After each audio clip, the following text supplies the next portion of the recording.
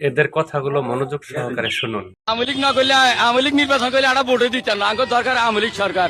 আওয়ামী লীগ তো নিষিদ্ধ না নিষিদ্ধ হলে আড়া মানতেন না তো। এই দেশে এরা মগর মূল্য কি মনে করতেছে এখন? মনে করতেছে এই দেশটা এখন মগর মূল্য হয়ে গেছে।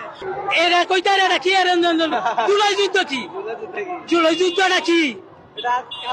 এটার কারণটা কি? এটা তো বুঝতে হবে। শেখ হাসিনা আবার প্রয়োজন, তবে বাঙালি তারে আনবে, একটু সময় লাগবে। শেখ হাসিনা থাকতে সবাই ভালো ছিল।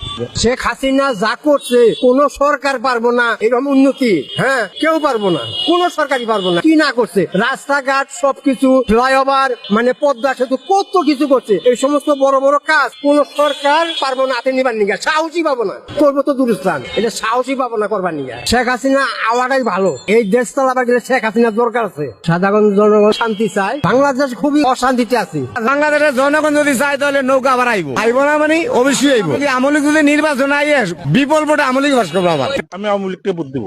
আওয়ামী লীগ তো এখন নাই, তাহলে আওয়ামী লীগ না থাকলে কেন্দ্রে যাবো না। আওয়ামী লীগ তো নিষিদ্ধ। নিষিদ্ধ থাকলে যাবো না কেন্দ্রে।